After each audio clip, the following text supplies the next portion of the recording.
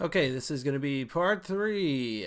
And before we get into working with or finishing up our big matte painting, I want to kind of break things off a little bit and give you guys a separate file for doing snow. And this is not going to be for people with Flash 8, so don't think it's going to work for you. Go ahead and open up what we were working on before, though, and let's go ahead and take from this file some of this waterfall right here, and I'm going to lock that back up. Let's scoot back over to here. So I'm just going to paste this on in, and you know what, as soon as I do paste it on in, let me go ahead and take it off the stage, and I'm just going to pull it out of the library. So I've got the kind of straight up and down version that I'm going to work with, and we also do a couple other things. Let's make the stage size a little bit bigger, and there we go, done. Okay. The reason we're not going to be able to, or I'm not going to be able to make this available to the Flash 8 people is we're going to use some code that I'm pretty positive did not work back with ActionScript 2 days. And that's going to be to set our mask up with ActionScript instead of doing it on the layers as we were before. And there's definitely pros and cons to doing that. And let's explore them right now. Obviously, I did title this Snow, and there's going to be a reason for that. We're going to make this look like snow. So let's go ahead and, again, kind of for free, we'll use some of the artwork that we've had before. And we're just going to keep all this as it was, but we're just going to double-click on into the original symbol with all the dots. You can see right there, dots. And let's just go ahead and put in snowflakes instead. And we're not going to do cheesy snowflakes. We're just going to do white dots. Okay, so these the little crosshairs right here should give us a kind of indication of where these where the symbols were that are markers, I guess, for we don't really need to do dots below that. That's what I'm saying. Okay, let's try to get these somewhat randomly out here, and then we'll just begin the old process of cutting and pasting.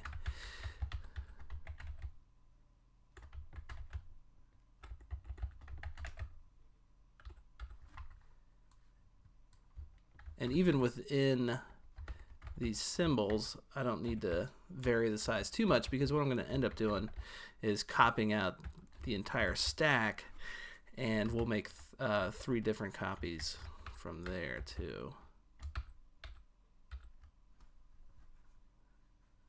So let's just do one more. I'll make this a little bit smaller. By the way, I guess you've probably seen me do this before in the lesson, but that scale and rotate, if you learn the hotkey for it, it's quite nice. It is over here under, where is that? Scale and rotate. And there was a version of Flash, I think it was CS3, that they momentarily got rid of that option altogether, and people complained so much they brought it back. Okay, so this is about all I need. Let's come back out here. We'll just going to save and publish it out really fast. So again, you can see that, oh, there it is. It's just that snow falling down. I'm going to, though, rotate it. I think it's a little bit more interesting to see the snow go side to side like that. And of course, we could kind of have a wind gusted snow. It's falling actually a little bit slowly. Let's go ahead and just double click in here, and we're just going to right click and remove those frames. Let's see how much more we're left with. Let's do it one more time. All right, that's like a hurricane level. Or could you have a hurricane with snow? I can't remember. Okay, that's about right for one of them. All right, let me center this up a little bit, and we will call this, I'm going to actually go into the library and change the name. It's waterfall animated right now. Copy. Let's just call this Snowfall. Okay, create another layer, and let's do our mask. I'll just go ahead and grab a blue circle, throw it on stage like so. We need to go over here and convert it to a symbol. Let's call this mask. Actually, let's be a little bit more specific. Snow mask snow. How about that? And now here's the fun part. Let's go ahead and put a filter on it. And this will, of course, be the first time in this lesson that we have added a filter to a mask. And this is the main reason that we couldn't do this in Flash 8. I don't think the scripting was capable of including a mask as part of the filter. So now we need to go over here, create another layer. We'll call this AS for action script. And we do need to give these instance names, which come to think of it, I guess this is the first time in this lesson as well that we've given anything an instance name. We do this so that we can refer to the symbol within our action script. And I'm going to call this circle. And we'll give this a brilliant name like snow. But I'll add on the number 1 there. So it's going to be snow 1. And in fact, let me go back over here and call this circle 1 as well. Okay, now get ready for some of the hardest action script that you have ever written. Here we go. You ready? Really, the hard part is remembering what the instance names were. Snow1 dot mask equals circle 1. That is it. And as soon as we do that and hit publish, actually, let's go ahead and hit save first. We should. Oh, there's a problem right there. And what is that problem? What did we do wrong? I don't think I got these backwards, but let's try it. Circle 1 dot mask equals. No, that certainly isn't it. Well, isn't that interesting? Why? Oh, why would that not be functioning like I just had it working 5 minutes ago? Publish this one more time, make sure. Yeah, it's certainly not. Well, what we should be seeing is a nice little fade out around that thing. Okay. Well, I stopped the video there to figure this out, and this is actually one of the more interesting issues I think I've seen in a long time. And I might even go as far as say this is actually a bug. Okay, the only difference here between what I was doing previously that had this working fine, is I had my snow masked. I mean, I'm not masked. It had a filter on it prior to me testing out the mask. Okay, I don't see why the snow needs to have a filter on it, but watch this. So if I could just go ahead and blur that just slightly, then we get what I wanted all along. So I don't really see a good reason why this would ever need to have a filter on it for this bit of code to work. And I'm nearly positive I've worked with this in CS3 where that was not the case.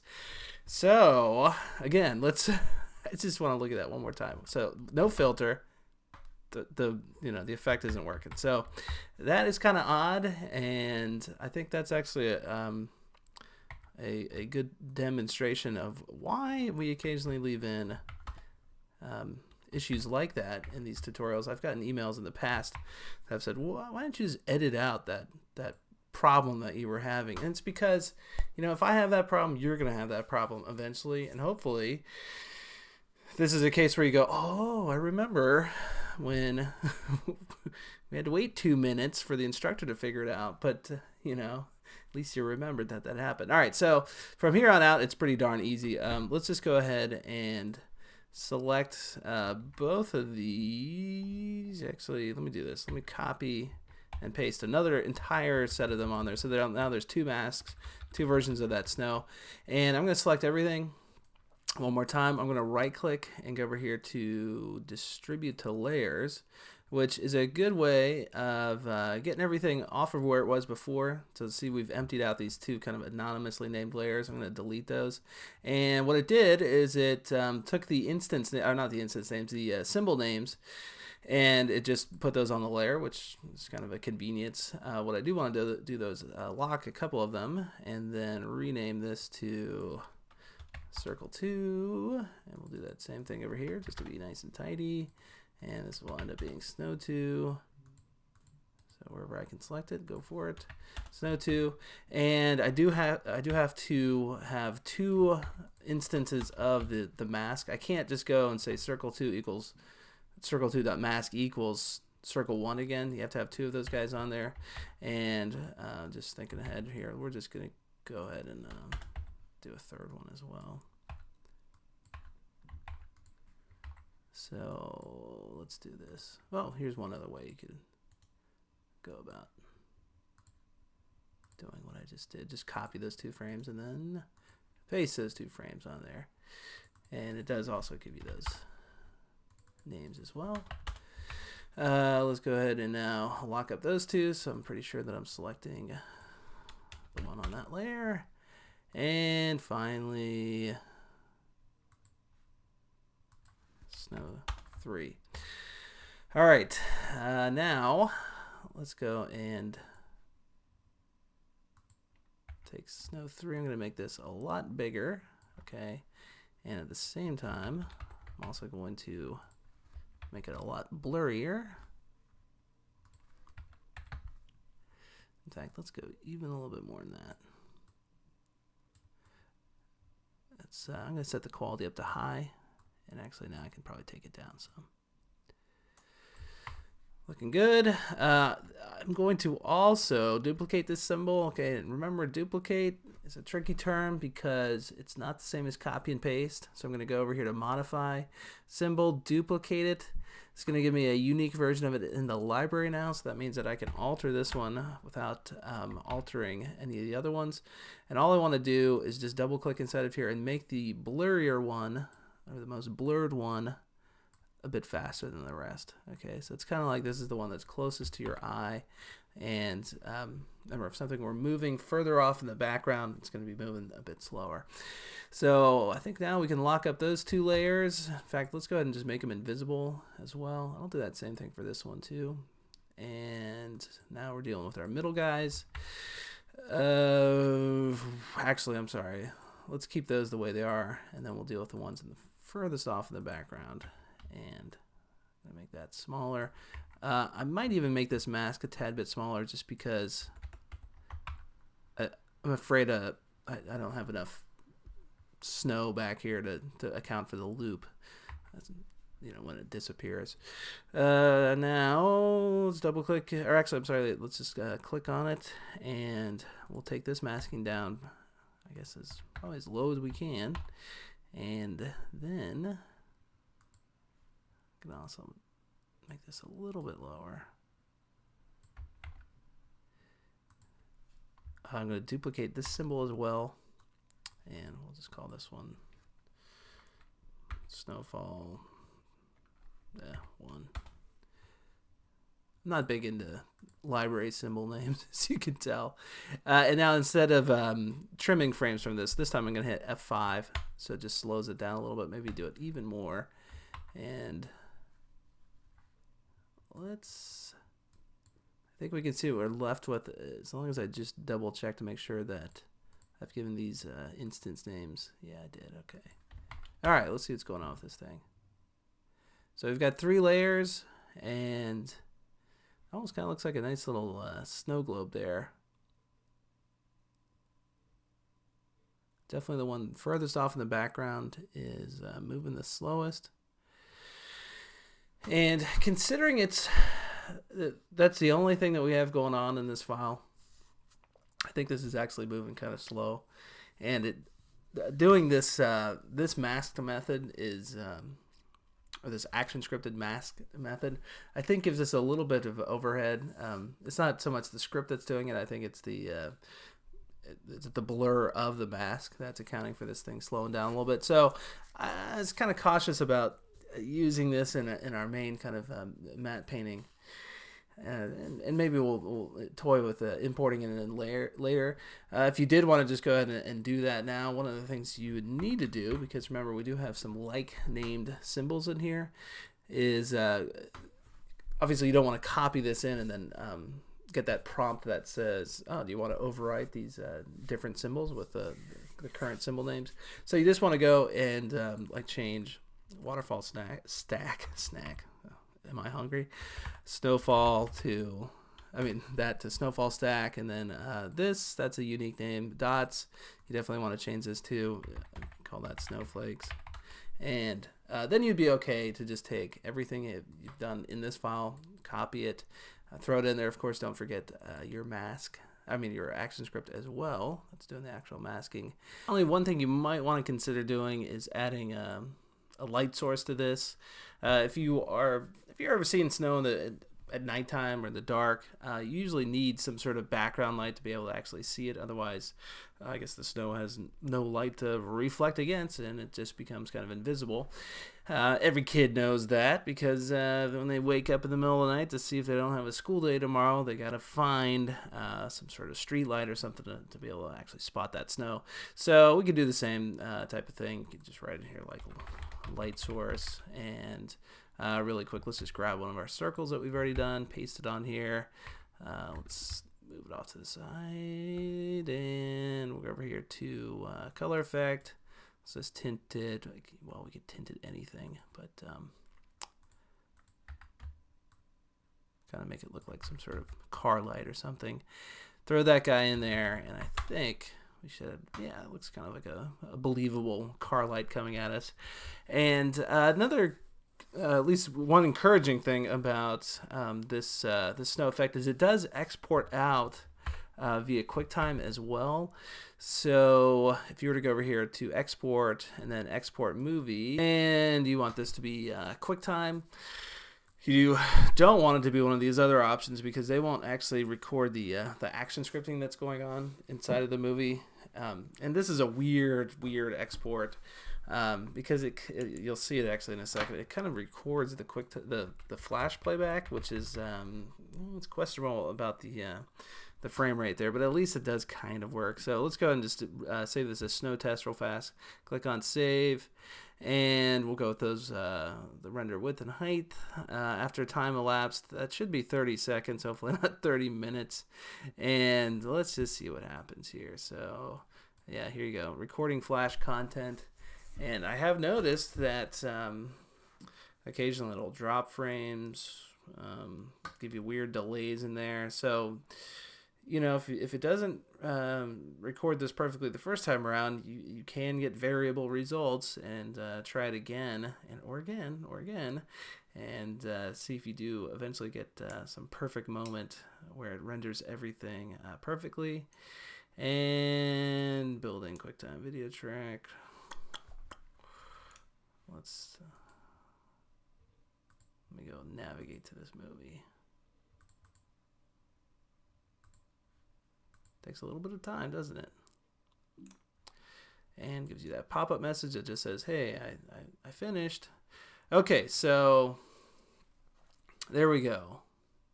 I mean, it is working. That's a good sign. And doing this export to QuickTime is something worth considering for your final piece as well. Even if you were going to show this entire thing in a Flash movie, you could export it to QuickTime first, then convert it to a Flash video file, and use that as your background content. And that would certainly probably save on again, kind of a processor overhead for the movie itself. All right, well, now let's continue on from the end of part 2, and I should save out this file in just a second. But what I'll really quickly explain is the things that I did add to it and change in the meantime. Since I saw you last, I added this layer 32 here. Let's just call this rotating lights. And there's really nothing that exciting about it. Double click on it, and you'll see, just keep your eye over there, that it's just, you know, kind of random lights going off like that. And then I also took the smoke and I tinted it all to be orange, and moved it off to the side here. I kind of felt like we were kind of overdoing it with all this white stuff going on here, because we've already got this white mist coming up, and I felt like the smoke is kind of getting, or the steam or whatever is kind of getting lost in that whole area. So I feel like this looks a little bit cooler with the kind of strange orange mist coming up right there. And who knows, maybe too, it's also helping to play back a little bit just to kind of have this all happening over here to the far left where it's not having to kind of translate that mist with the smoke all together. And one of the things I did as well was I changed those silhouettes so they're not as transparent, which you might have already figured out too. It's just made them a little bit darker. Okay, so moving onward. Let's make a sun for ourselves. And I should, well, let me go ahead and just add the layer up here, but I should probably put it down behind everything else that we've done. So I'll just call this sun, and I'm going to put it right about over here. Actually, let's move it. Hey, that's not a very exciting sun, is it? Let's just call this sun, and let's add a glow filter to it. We're just going to make this white, and I'll set the strength up kind of high, and actually let's put this to high on the quality first, and do a lot of blurring on the Y, but not as much on the X. It's kind of spiking out a bit there.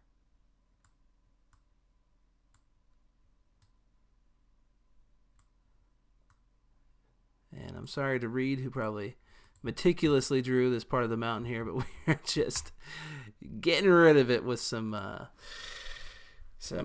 brutal sunlight. I'm going to copy this as well, and then I'm going to tint it. Okay, like so. And then I'm going to add to it. And I want to show you before I put this over top. Well, here, I'll just do it now. I'm going to put it over top like that. But before I do that, let me leave this over here and then copy, paste this down here, break it apart. So I'll just make that red. And I'm going to copy all. Okay. Convert it to a symbol. Call this red sun. And then paste those same effects in there. I'm gonna make this red. And you would think that by going over here and hitting add on this, you'd get the exact same effect, okay? Because these guys without the blending on here, let's go back to normal again, should look identical. Look, they look about the same, don't they? But it's a big difference, I think, when you add that, when you use one that's been tinted to be red, okay, because remember this was just white like so. I don't know why that is really exactly, but I think this looks a lot nicer, so we're going to put that over top there. I might even stretch it out a little bit like so. And now let's just go ahead and copy it, paste it. Let's settle it down a little bit here. Let me go and make this 40, 40. Let's take the strength down to just 100. And I believe I'm dealing with a really stretched out circle, yeah. In fact, I think I can go 20, 20. There we go. I'm going to leave the add on there. Move it up a little bit, and then I'm going to copy it. So now I've got two of them. I love how this intersection looks with the two of these guys. Maybe just make it a little bit smaller. And then I'm going to do one more of these. Copy it out this way. Make it a bit bigger. Blur it a little bit more. And on this guy, I'm going to duplicate it. Remember, we're making a totally unique copy. This actually shouldn't even be called sun at this point. Just lens flare. And double click inside of this. I'm going to copy this circle, paste it. So I've just got it out here somewhere. Any other color will do. Just make it a little bit smaller. Put it right over top this guy. Let go of it. Select it again. Delete. And come back out here like this. Now, let's, oops, I'm sorry. Let me take the glow off and I'll just blur it.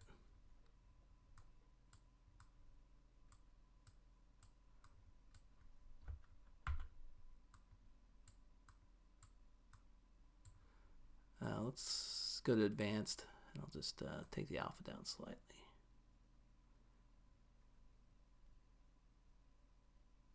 Okay.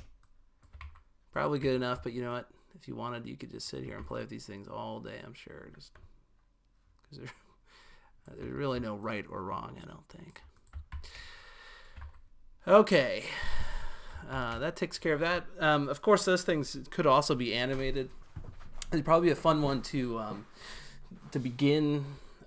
Is it like as soon as the person hits this file, as it opens up, to maybe make these things like kind of come out from here and then just slow down at that point. Maybe animate the filter on those as well. If we have time, we'll do it, but that's obviously really easy stuff at this point for you guys. The only thing you might want to do is just consider putting a stop action in there so it never loops back to the beginning again. We still got some work to do. One thing I never actually completed was doing the kind of the tide or the kind of overflow of this waterfall, because this isn't great right here where we're just seeing this water never actually kind of dipping over the edge of it. All this other stuff I don't really care too much about.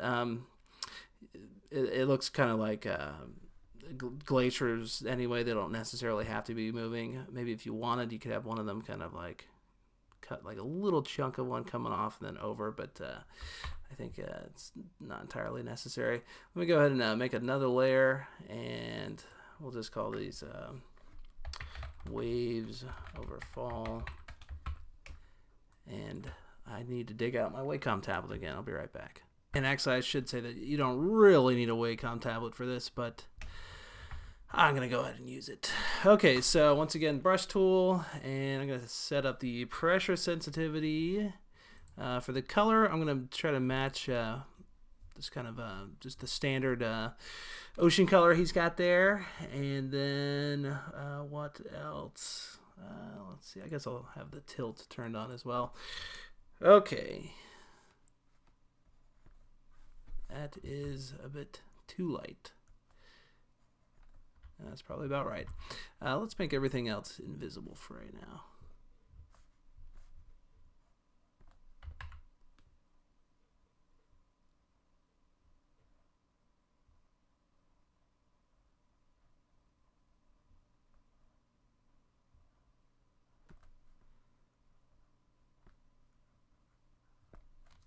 And let's see if it kind of matches up the contour of that. Okay, that's about right. Okay, select this guy. Let's convert it to a symbol, and let's call this wave. Going to convert it to a symbol one more time. Wave back and forth. And from that, you've probably already guessed what we're about to do with this thing, which is hit F6, hit F6, let's get some keyframes. We'll space them out so they're not all totally even. Do a little bit more there, and finally end up on that one. Let's go ahead and right click. Again, we'll use our classic motion tween or just the standard motion tween if you're using any version other than CS4 or higher. Leave that frame as it is. Move this one back.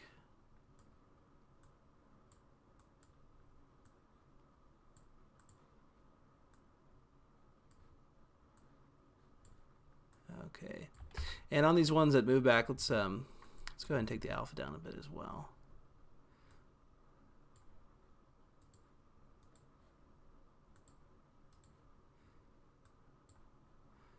And don't think I've forgotten though about that fancy new motion tween. We're gonna do something with it in a little bit, but I want there to be good cause.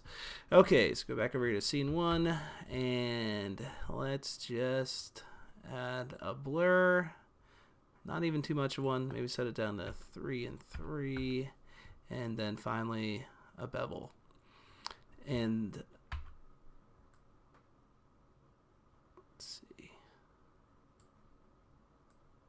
Well, let me pull out, and then so I can get a kind of better idea of how much beveling we need to put on here. Probably 2, maybe 2.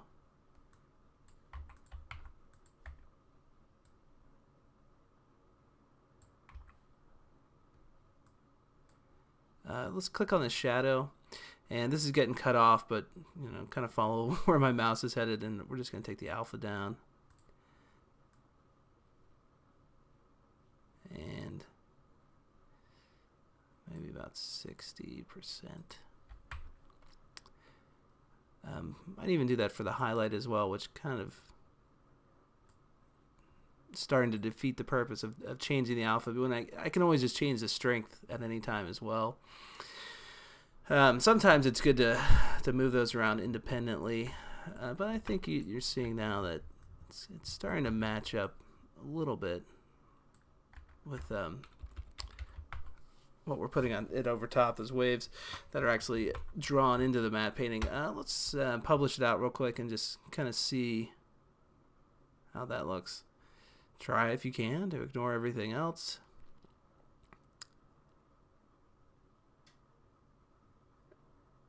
Well, I think it just needs to be a bit slower.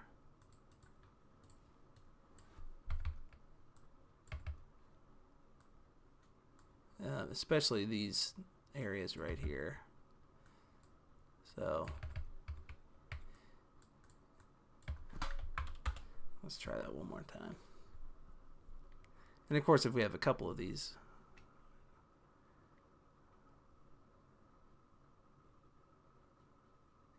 and again, this yeah, I think it's okay.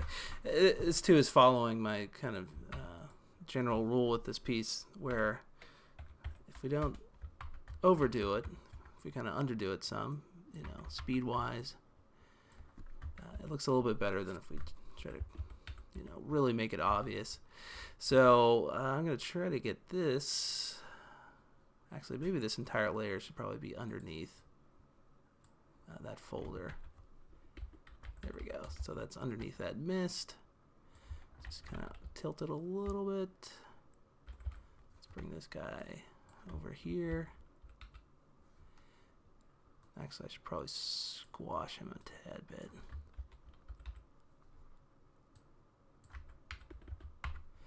And of course, too, you could always tint the entire thing.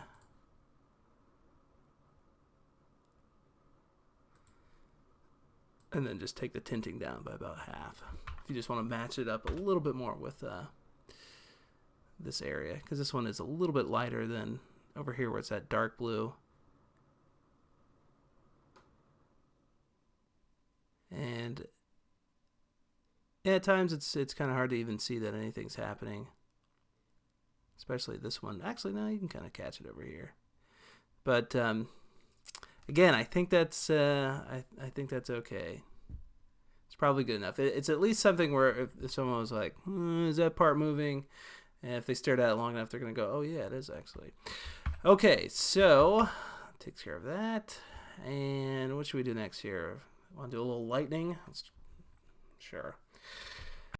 And again, I'll use the questionably unnecessary Wacom tablet for this. I'm going to go with a white color, and let's find a blank layer to work on here. Call it some lightning. Okay, so what we're going to do is kind of do a little jumble of just curves, I guess. And you probably already guessed it, but we'll end up blurring this, so it actually kind of fades in with the rest of these clouds.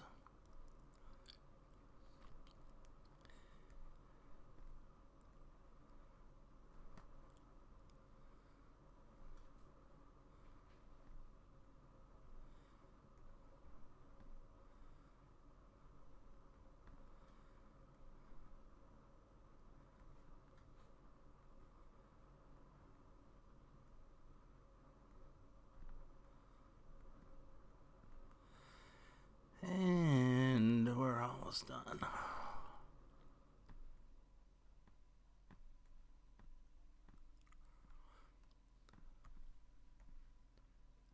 Okay, that should about do it.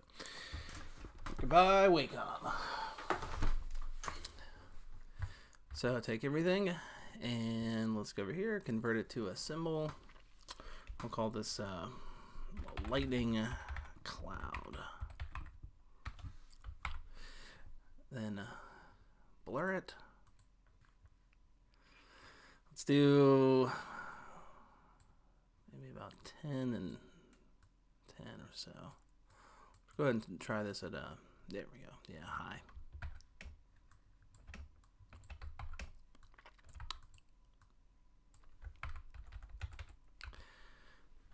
And I'm going to add, I'm going to set the blending over here to add. Perfect. Okay, we will make a looping movie clip out of this. Let's go ahead and convert it to a symbol.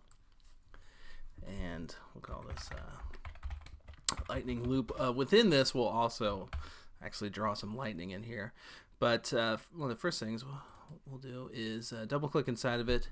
And let's go about 2 frames out and then maybe 12 or 15 frames off the other way.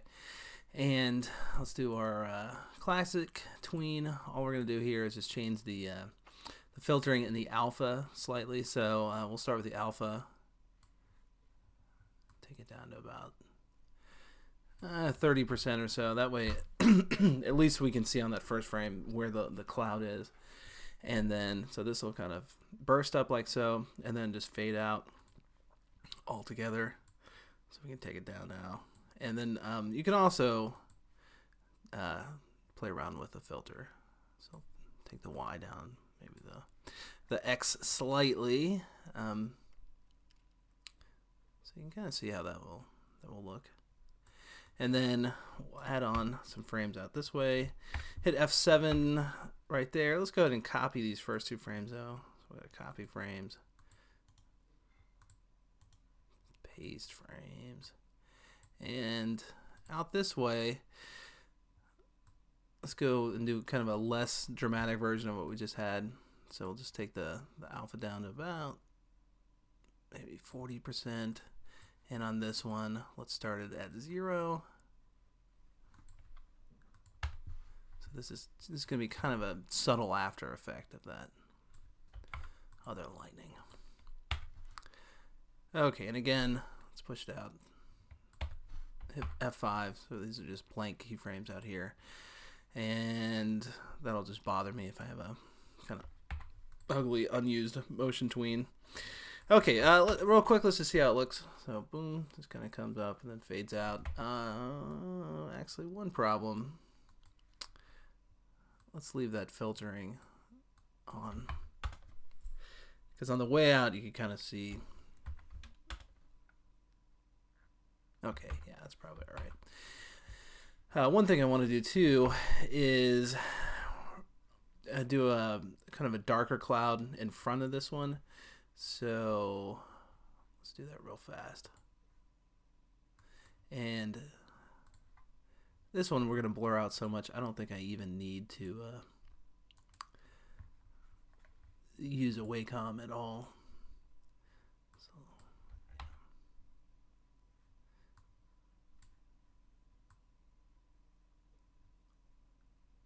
So just kind of snug up against this cloud we've already done. Just kind of paint this in.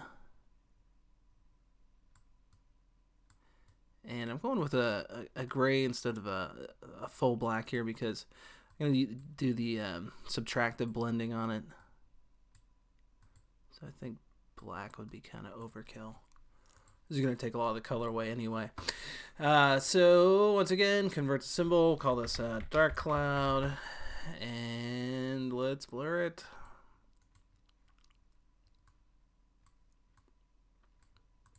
Subtract. Yeah, you can see right there that's quite a lot. Probably unnecessary. Let's go and take the alpha down. About like that.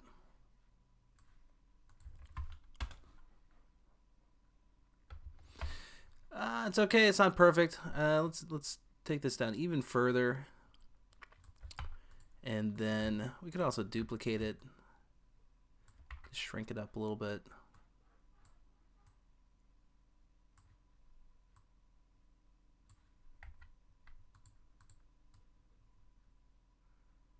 Maybe overlap it just slightly.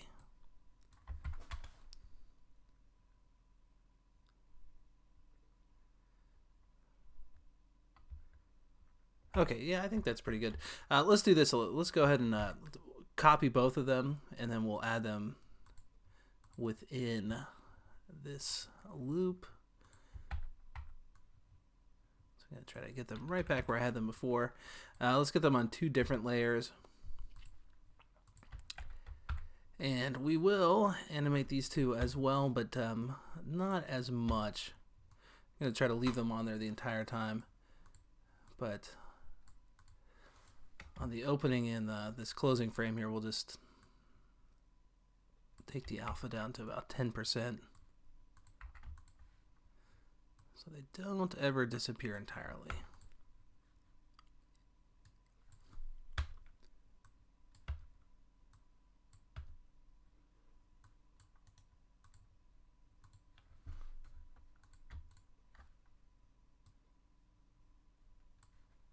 Okay, let's see how this looks.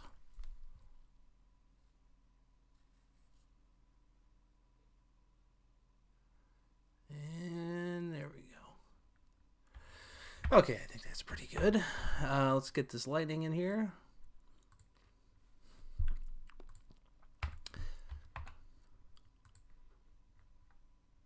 And actually for this, I probably could stand to use the Wacom again. Why not? What'd I do with that pen?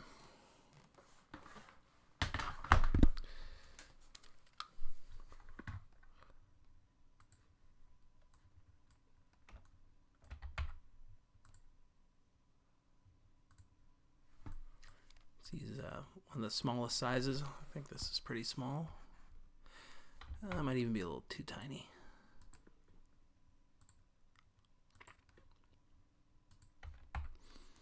And if you really want to do some research for this, you can go to YouTube and then just Google slow motion lightning or time lapse lightning. There's some pretty cool videos up there. Let me just get out of the symbol and see how thin that is. Okay, that's probably about right.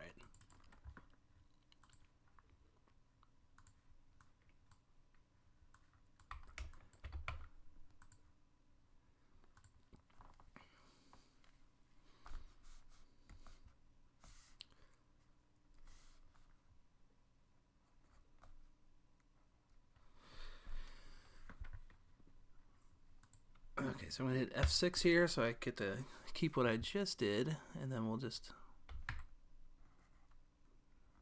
take it down a bit.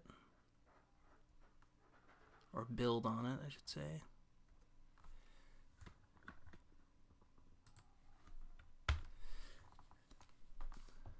And I'm only going to do a few frames of this.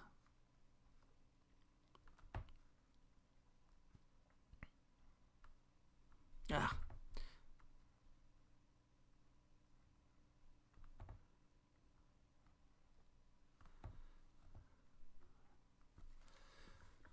Okay.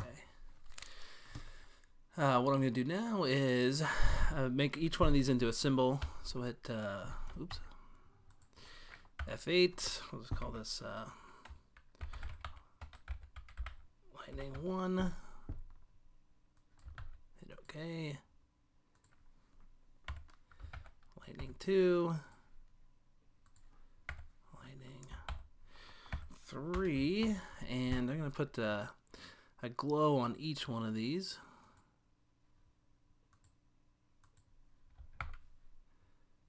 Let's set it to high. And probably the 5 and 5 is okay for the X and the Y, but I'm just going to take the strength up. And then if you get it how you like it, go over here to copy all or just copy selected. And that way we can just paste it on each one of those before it.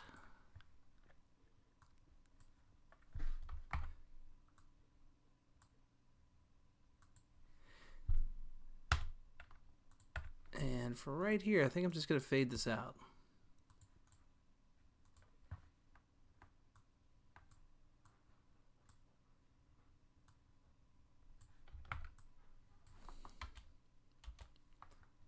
Let's see how this looks.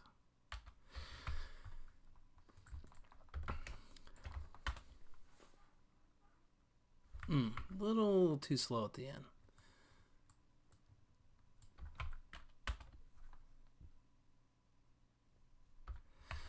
I think the whole thing is maybe a little bit too slow, but some of that might have to do with just the general playback of the movie. So let's try it. Let's see. One more time. Yeah, it's okay. It's not perfect. Probably I could lose maybe this first frame here. Let's just move all that over and see. Yeah, a little bit better.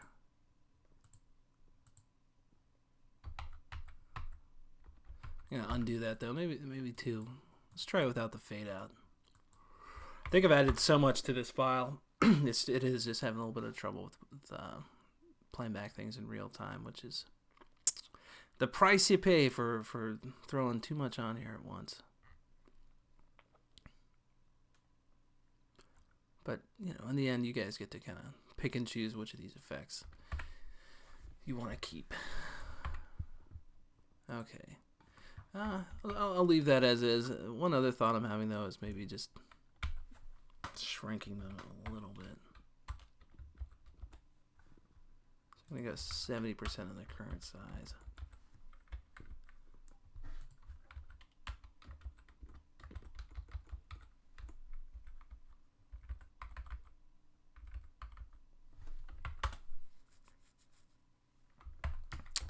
Okay.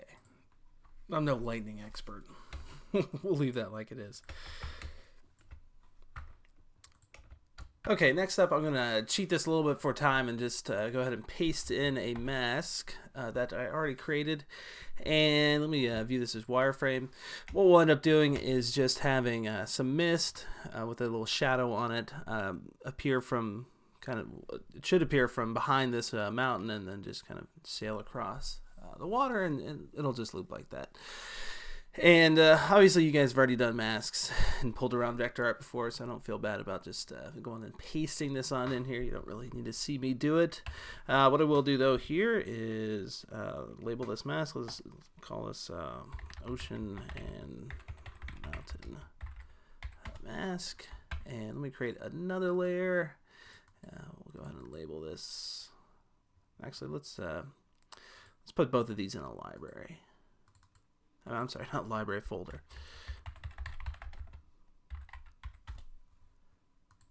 Okay, so just dragging those two layers up in there. And now we'll go ahead and call that mask. Now let's call it mist. And this too is going to be pretty easy. We will just grab a circle here. Make it kind of long like that.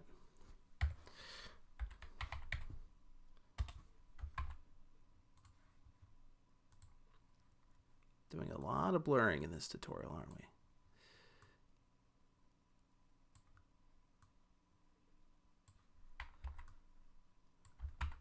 Let's take the alpha down. As usual, if you want to play around with the blending, go for it. Might as well. Let's see how it'll look over here.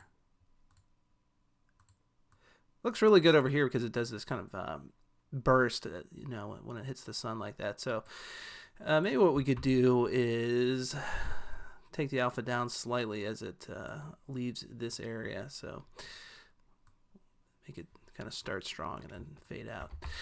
I also want to put a little shadow on it.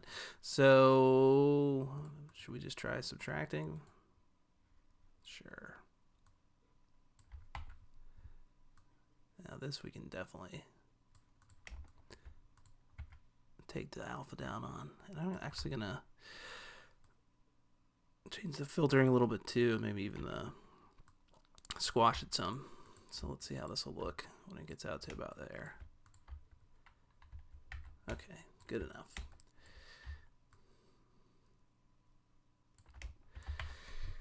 And I'm going to hit F8 with both of these selected. So we'll call this Mist and Shadow. Sounds like a Stephen King book. Double click inside of it, and let's first distribute these to their own layers. It's getting cut off, but you can see, well, maybe you can't see. There we go. Distribute the layers, and now hit F6, move them across. Be sure they get all the way well past that edge, because remember with the filtering, it's a little hard to see exactly where you're not seeing the artwork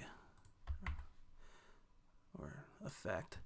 And like I was saying, let's take the alpha down on that, and we'll do the same a little bit over here. Okay, select both layers. Just got to create classic tween, and we should be good. Let's jump back out here. Here it comes. It does look nice at that point, doesn't it? It feels believable as something that's coming from behind that mountain. And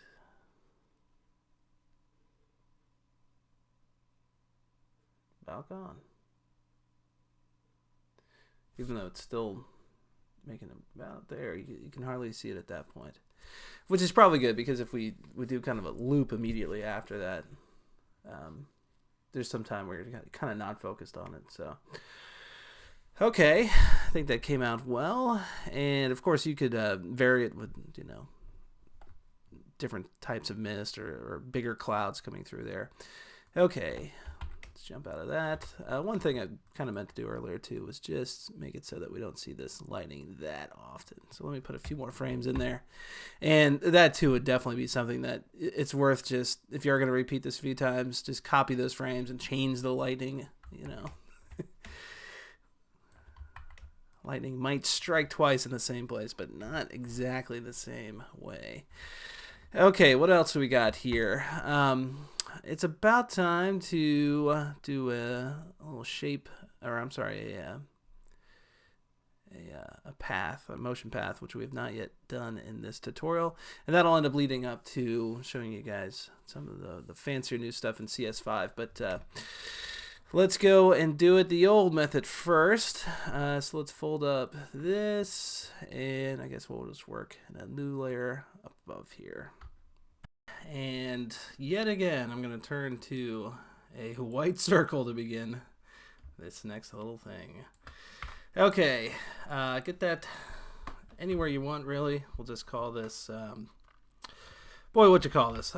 It's kind of like a dust effect that we'll end up doing here. I kind of, the inspiration for this was they have a lot of it going on. If you look at the Blizzard.com website, it has nothing to do with weather. It's all those games like World of Warcraft. And actually, they were kind of the original inspiration for doing this kind of like mega atmospheric effect tutorial, because they have a lot of images that scroll in, and they clearly just kind of do this type stuff over top of them.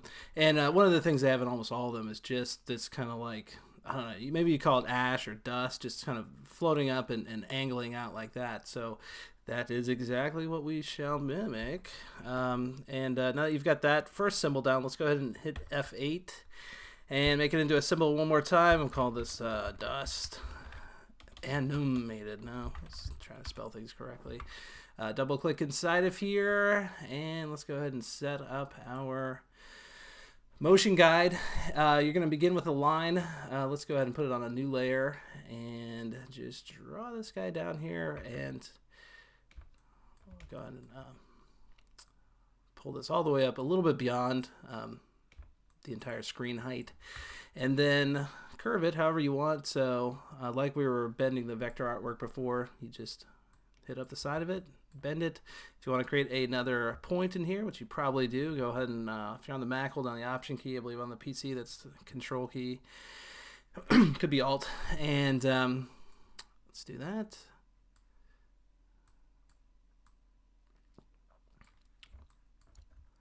And I'm going to do one more extra point on here, so it kind of just at least makes a couple turns. Okay, now for the tricky part. Let's right click on this, and I'm going to go to Add Classic Motion Guide. Looks like I need to now actually drag this line or copy and paste this onto the actual guide layer. Okay, actually for some reason moved it. That's interesting. And then let's copy the actual symbol, the white circle, and just put that on layer 2. We can go ahead and delete this. And I'm going to go ahead and position it kind of right at the bottom. It's I don't think it's actually snapped onto the guide yet, but you'll see that happen once we actually put a tween on here. So go ahead and give yourself, I don't know, maybe 150 frames or so, something like that, maybe 130. And let's go ahead and insert frames in here, then hit F6 on this final frame, and I'm going to go ahead and put the motion tween in. So right click between there, go to create classic tween, and click on orient to path and snap. Well, these other ones should be on by default.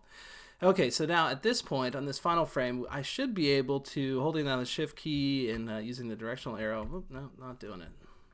Well, let's try it like this. Huh. Well, that's interesting. Let me try one more thing. What it should be doing, it should be snapping to that line, but I'm going to go to create classic tween again on this final frame, and then try orient to path, and let's see what happens then. I haven't done these in a while. There we go. Okay, so now it just needs that final frame to also consider itself snapped on. Now what's going on, obviously it's just pressing up on the directional arrows, and it is following along with that path. Okay. You could have actually just dragged the entire thing too. It's just fun to watch it. Snap on there. Okay, so we've got one of those guys going up there. We probably really don't need to do more than that, because obviously we can copy and paste out this symbol again and just leave it looping. We could use that randomizing code that we had in there before. You probably want to disappear it at the very end, so let's go ahead and just hit F7, and we'll add on a few extra frames. So now we can come back out here, and of course you can figure out how much blurring you want to put on that. Again, where I saw this effect used before, it seems to me like it's kind of like something that's out of focus, like too far in front of the camera to be focused in on. So well, let's just see what happened with just this one in there. So there he is. And obviously we would want that to be on a frame layer in front of everything else. So let's go ahead and drag it up to the very top, and we'll call this dust. And of course too, if you want this to be a subtractive effect, you go over here and hit a subtract. That's probably going to do it too much. We in that case we might want to take the alpha down.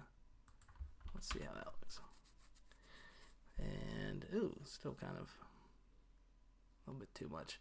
Yeah, that's I don't know about that. Kind of looks like some sort of weird alien craft that's casting a shadow. Let's go back to how it was before, and here we go. Okay, so double click inside of here. Let's go ahead and do the random code. So hit F9, that'll hotkey your actions, and I need to copy in what we had before. Let's make this a random number between 0 and we'll go with 130, I guess. And then on the final frame, hit F7, and let's go to and play. Frame 2. Okay, click out of that. And then we can just copy these, maybe make them a little bit smaller. I guess I don't want to make it too small otherwise. Let's see how far up this motion path goes. Yeah, I might want to correct this. And this is actually one of the nice things about these guides is that if I do correct this after the fact, it should still keep the object snapped on there and you know, reflecting that change in the path itself. So although looks like we need to take it up a little bit further. Oh no, actually it did go pretty far up. Okay.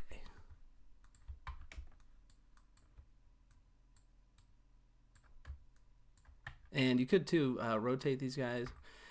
At this point, it's probably going to be easier to do this scale and rotate I showed you guys before. I'll just leave this at 100% and then just rotate it by like 5.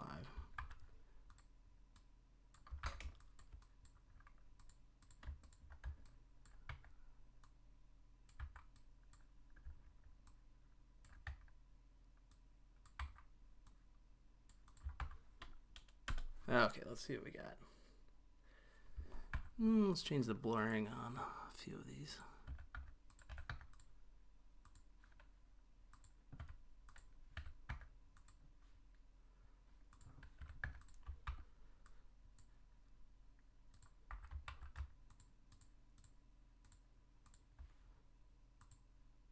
I'm going to take the alpha down a bit too. At least on most of them.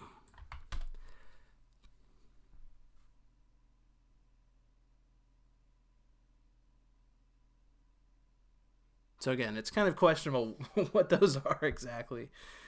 But, you know, it's just some kind of extra bit of randomness, maybe even just an extra bit of distraction in there as to what they are. It kind of reminds me a little bit of those things in Avatar that were falling down out of the trees. Sure would look nice with 3D glasses on, right?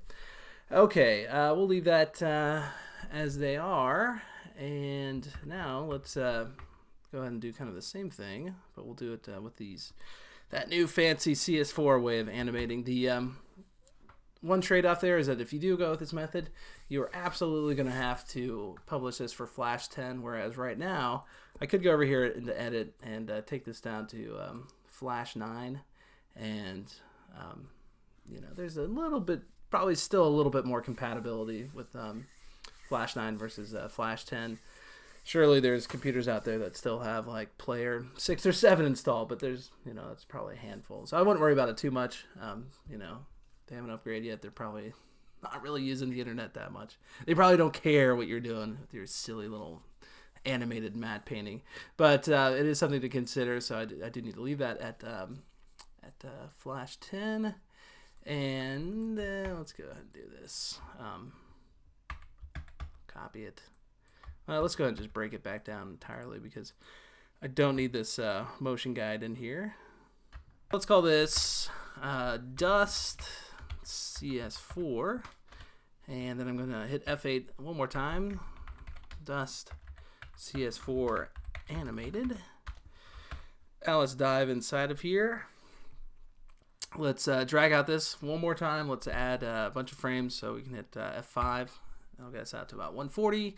And at any point along here, just go ahead and right click, go to create motion tween. You'll notice if it's not selected that you've got a nice solid blue layer at this point. There's no line going down through the middle like all of our previous motion tweens or shape tweens. And now I don't need to actually hit F6 to create a keyframe here. I can just go ahead and move this guy upwards. Okay. Move them up again, and you get this kind of motion path indicated here on the actual stage itself. You can bend this guy around, same way we've been bending all of our other vector artwork. If you want to insert in a new, I guess you can think of it a couple ways. You can think of it as a keyframe or as another vector point. I can hit F6 right here, and now I can be anywhere along this timeline, and then just start playing around with the line one more time again. And that keyframe is now kind of indicated by this this vector point. Okay, see this guy right here. So that's it's kind of nice. Kind of a new, fancier way of doing things. A little bit more like After Effects. I'm gonna hit F6 again there, and that way I can kind of make that same turn that I did in the previous example. So now that little piece of dust follows that path. One nice, really nice thing about this actually is that you can alter the overall time span of this tween. So if I go over to the far right side of the entire layer, I can just, I can kind of lengthen this or compress it like so, and it's going to make relative changes to each one of these keyframes within here. Okay, so like, you know, before this wasn't at frame 40 and this wasn't at frame 70. So just let's pull it back out again, slow it down, then you can hopefully see one more time that, so now that first one that was at frame 40 is now at frame 80, so you know, basically doubled it. This is the really basic way of looking at this new motion tween. If you go over here to Motion Editor, you first need to have one of these spans selected. Go over here to Motion Editor, you can see all the exact changes that are going on here. So for example, here's the basic X and Y changes, okay? And you can also move things around within here too. So I could go and select this and move it like so, okay? Let's come up with a little bit more of a practical example. Let's go ahead and add on a blur filter to this, okay? So it's going to start things off with 5 and 5 like it usually does, but let's go about halfway through here and then kick up the X and the Y, okay? Now it's created new keyframes in the motion editor for only the blur filter, okay? So it hasn't affected anything that we did with our X and Y over here. So if I still want to make a change to where these guys are occurring, it's not going to affect anything to do with my filter. All right, so let's say I wanted to match up where this is going to be at. Great, that's perfect. But I can go ahead and change it again, and it's not moving any of those other keyframes over there. So let's just put it back down at this point.